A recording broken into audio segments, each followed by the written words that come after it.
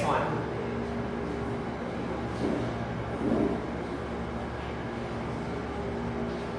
So our objective of the study, number one, is to assess how government policy for the services to the service delivery to the people. So mag-explain. Yeah, I can explain.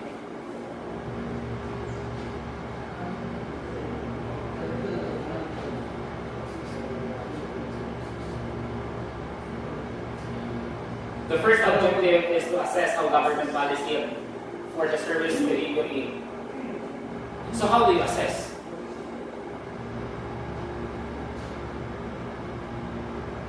In your study, how do you assess government policy?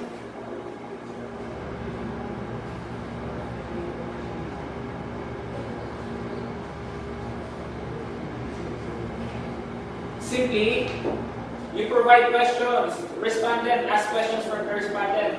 So that's the assessment. Right? For service delivery, we're talking here about service delivery. So what? Sino ba yung siniserve? Di ba yung civil society, which is the people? So, the respondent, it should be the private individual.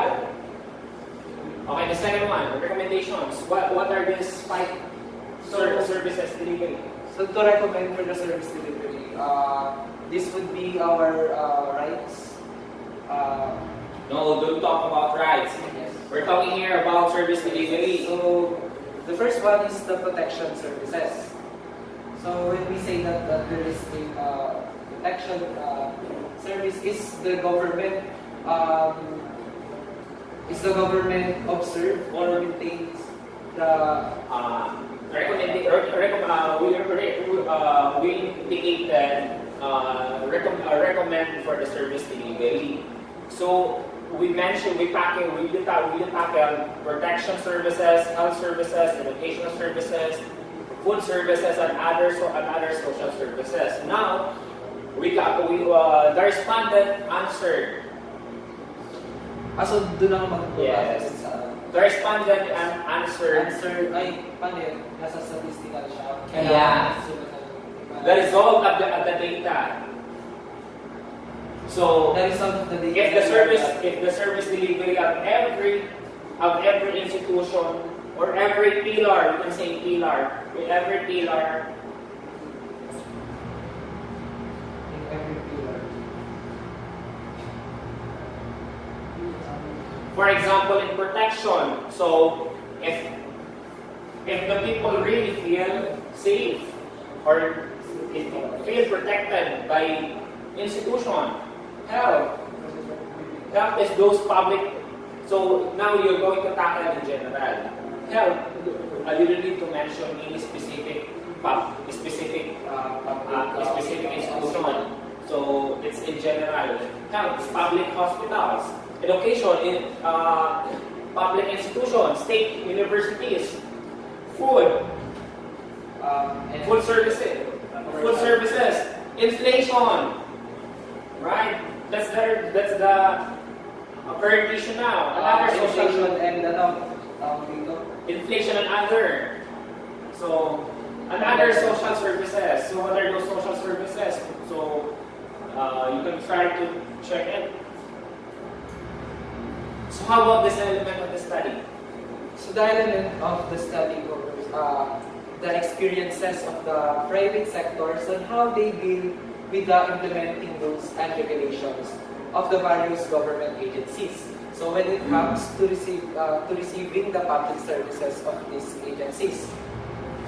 So the second is the services provided and rendered by the government sectors or agencies to the people.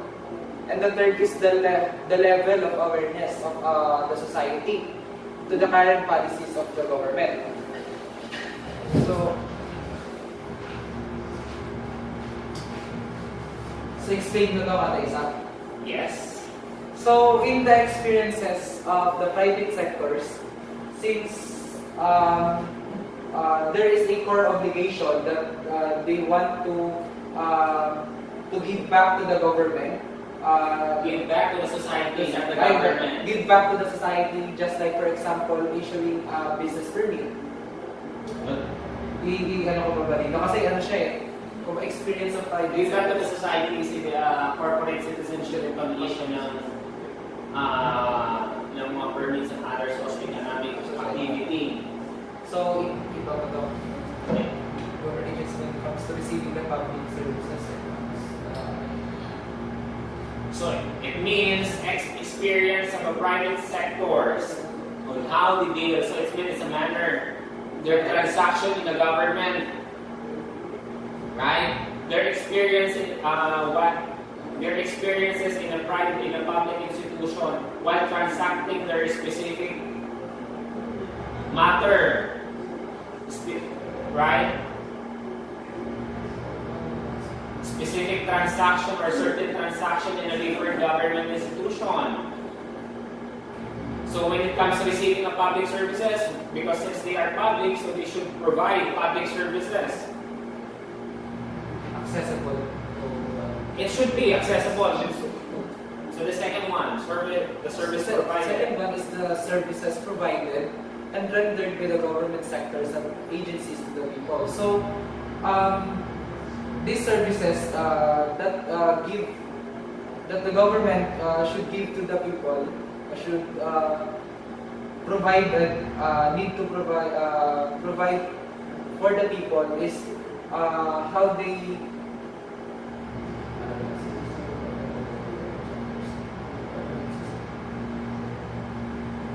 So what are those services provided? Service provided, no, we're not mentioning here about what are those services.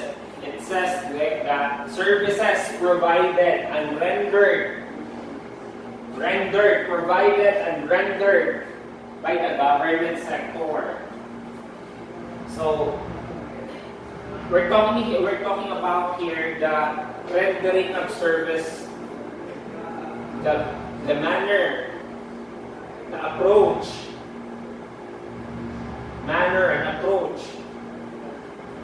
Now the third one, level of awareness of our society to the current policy of our government.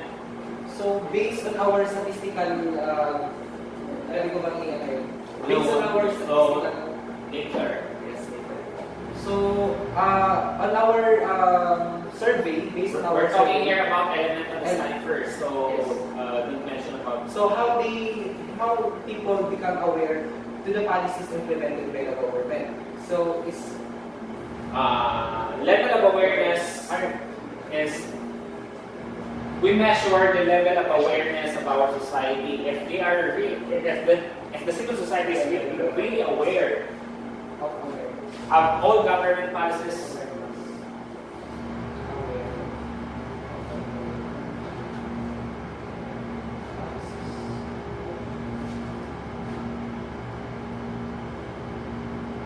the measure of level of awareness. Of measuring of level of awareness all policies. or all policies implemented by the government. So now this one, now we're going to discuss the statistical treatment. So we were going to discuss the statistical treatment that we conduct survey for the 30 different respondent, which is the blue collar job.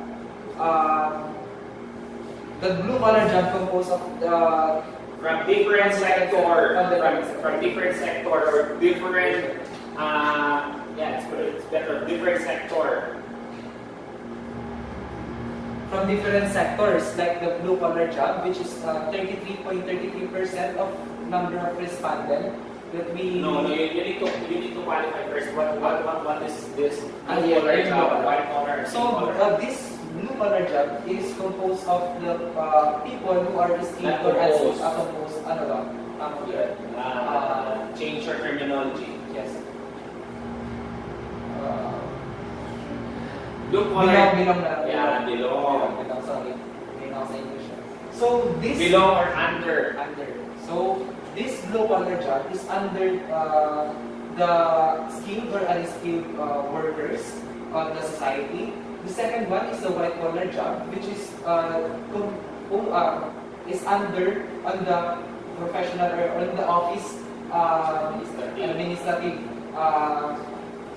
job, administrative job. Line of job. Yes. And the last one is the pink collar job, which is those under on the industry that would Female-oriented jobs. Female-oriented jobs. So, specific term kasi we need Female-oriented jobs. Yes. So, okay, explain the rest.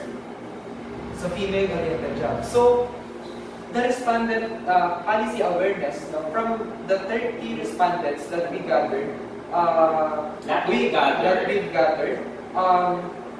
we conclude that there is a 56.67% who says that they are all aware of the government. From 30 respondent, 56.67 say yes, that they are aware. While 43.33 that this says that they are not aware.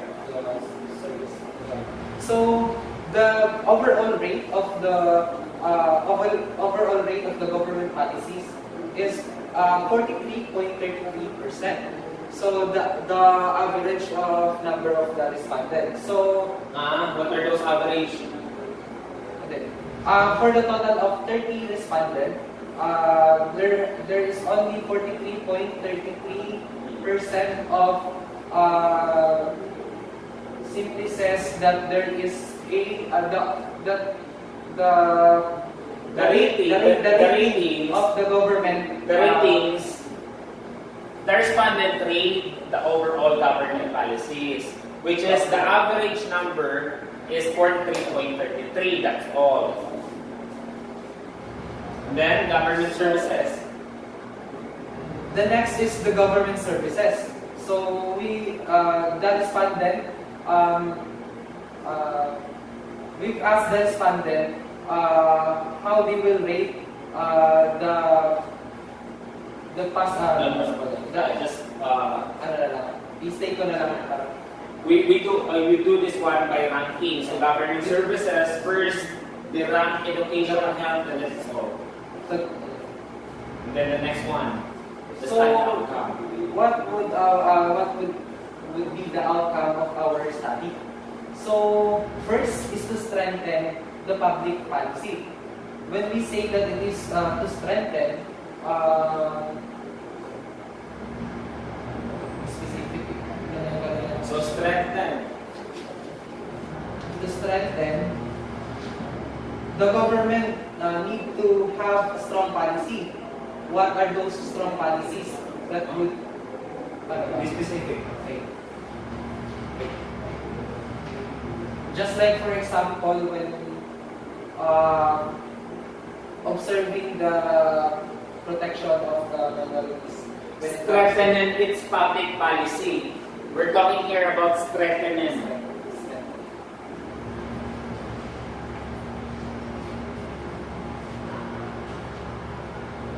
Strengthening simply talks about checking all public policy. Check all public policy.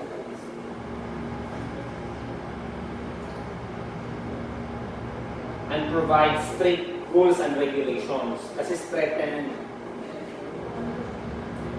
strict rules and regulation for all. When we say for all, it's not really very specific. Kasi those public policy mayroong exception. Now we're talking here about in general, for all. The second one is to remove redundant policies. This outcome would help the civil society when it comes because it should provide confusion. Wait. You check your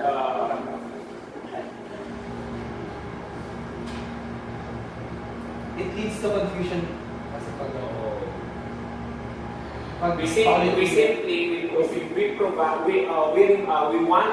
want to remove those repeated redundant policies which is not really need in a specific institution or specific individual. Assuming that a specific individual process NPI, another one he is still need to process police clearance, which is this institution should be synchronized with just because this is under executive department. So redundant, another redundant to remove to simplify the policy, to the process for the people.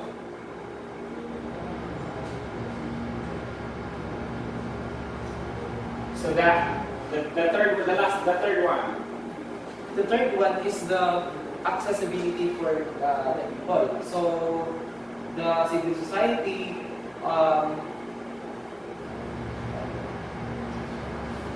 so a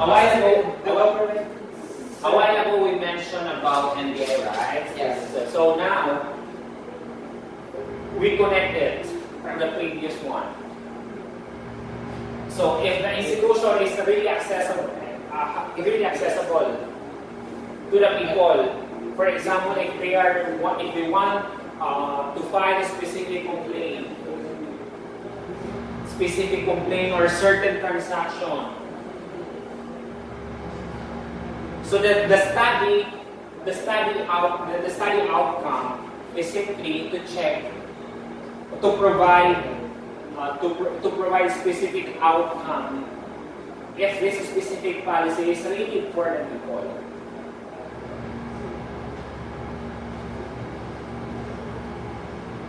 Access to different institutions, to different services, access to protection, access to court.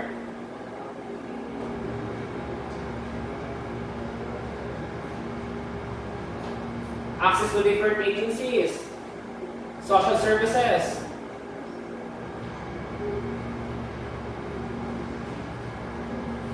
So the next one. access to different agencies and access to services. Social services. The services we mentioned. Education, health, protection, what else? Those services. Actually, we need to include the transportation services. It's another one. Right? If now, since the Philippines having a problem about transportation, so if really public transportation is really accessible or not. So, accessible or castle. So, we're going to check. So, next is the clear mandates in every agency. So, what do you mean by that? When we say that in all government agencies, what is mandate?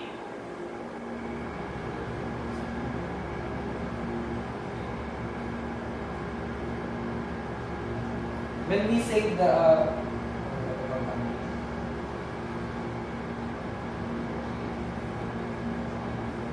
talks about the same policies. Yeah, but what is mandate? Every institution has mandates. For example, I am mandated to do this service under department of the government. So what is mandate? Obligation. Yeah, it's obligation. So it's inherent obligation.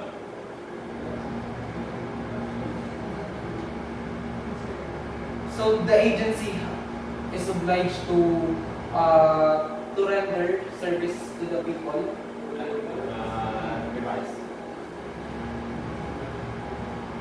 Since every institution has mandates, mandates to do the or obligation, mandates or obligation, you said.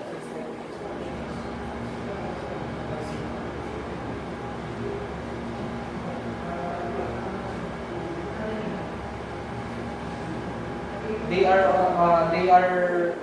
bound.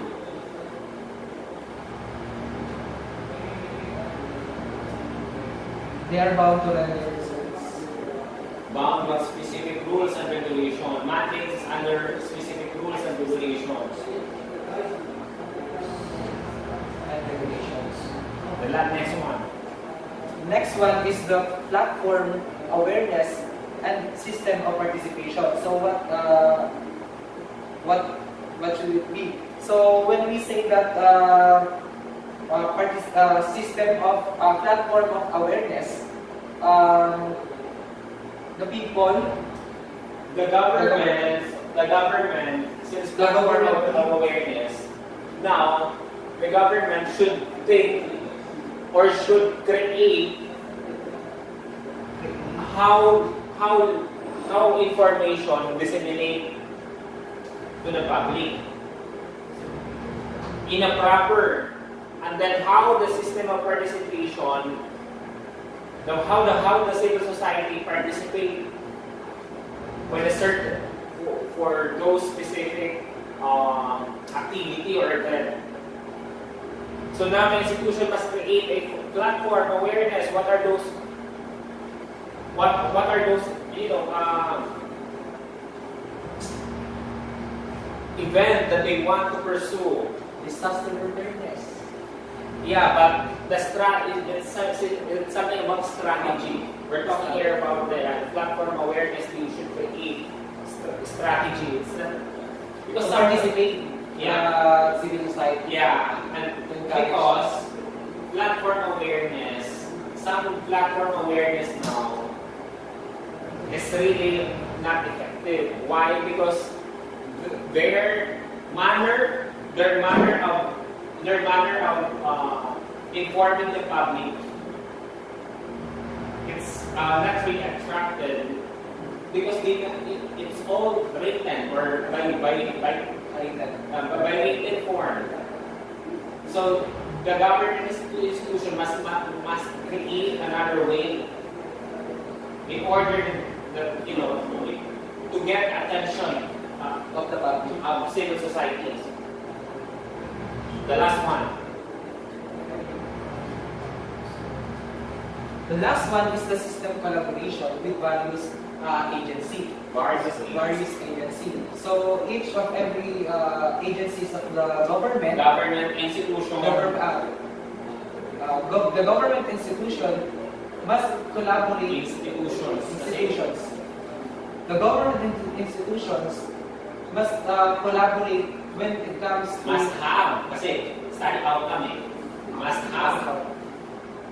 government institutions must have collaborate. System of collaboration. The government institutions must have the system of collaboration when it comes to the policies implemented. System collaboration talks about synchronization of Yes. information with a different government institution. So system, where it talks about here the internal and external approach. Internal, those data gathered by a different institution, they must create. Other country already using the artificial technology. Now, since we should have what we should have. System of collaboration. We're talking here about the internal and external approach To achieve the same purpose for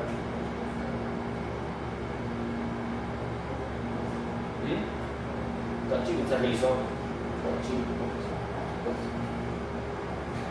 To have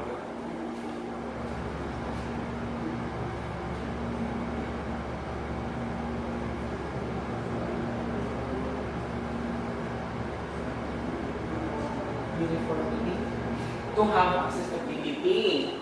Why? Because if we have this system of collaboration, internal system collaboration of different government institutions, specifically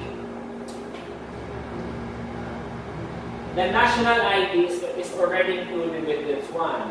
National The national ID system. So Now, the problem there is every institutions of a government, a best example, SS Pag-ibig PhilHealth. Now they have their own system, individual system. And then now the problem there is we should have a synchronization of all data with a certain certain restriction. So if the specific government institution or need only this specific data, it only shows this data. But then, if the specific institution don't need this kind of data, so it will restrict them to view specific information, which is to follow or to obey the Data Privacy Act. Since we have the Data Privacy Act. So it means the level of restriction of every government institution must integrate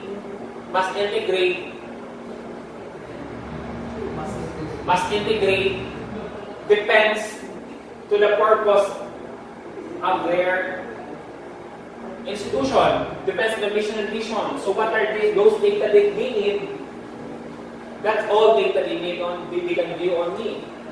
So they cannot see all data gathered from specific individual or collected from specific individual because another institution can access that one. Those data or those information that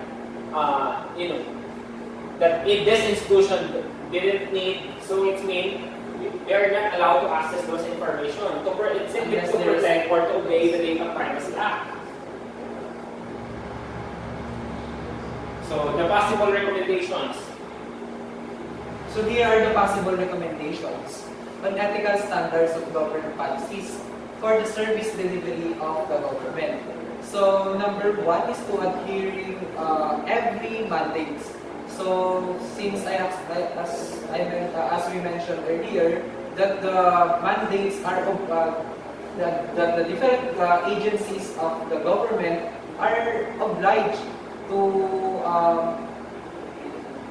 implement or the policies for the good of the civil society. The next one is the system services. So as we mentioned earlier, there must be a synchronization or collaboration when it comes to the system approach. Just like for example in national ID system, in which there is a different system services. So there must be a accessibility, systematic approach to that in transacting government